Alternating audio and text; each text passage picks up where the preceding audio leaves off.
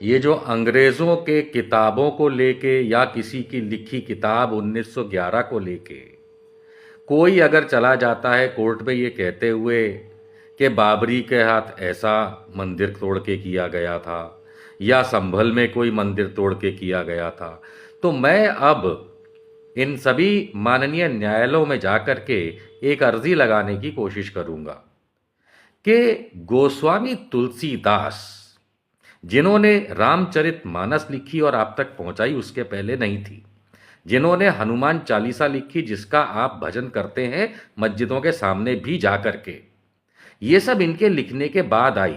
इनका जन्म 1511 में और परलोक सिधारे 1623 में।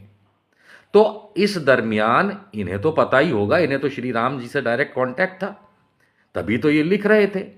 अब इनसे बड़े राम भक्त तो ना आप हैं, ना मैं हूं, ना कोई है। और इन्होंने अपने किसी भी लेख में, किसी भी काव्य में ये नहीं बताया कि किसी मस्जिद ने अपने आप को स्वरूप दिया किसी मंदिर को तोड़ के। तो इससे बड़ा तो कोई सबूत हो नहीं सकता कि ये जितने भी चिंटू घूम रहे हैं सब झूठ बोल रहे हैं और किसी अंग्रेज ने कुछ लिख दिया तो उसका गलत मतलब निकाल रहे हैं, और सुप्रीम कोर्ट साहब या बाकी न्यायालय भी गलत हैं। सुप्रीम कोर्ट भी गलत है तुलसीदास, गोस्वामी तुलसीदास के सामने। गोस्वामी तुलसीदास 1623 में परलोक सिधारे। किसी भी 1500 ईस्वी के अगर विवाद को आप लेके जाते भी हैं कि वहां मंदिर था जिसे तोड़ के फला चीज बनी, तो आप गलत और सुप्रीम कोर्ट का न्यायालय का आदेश गलत।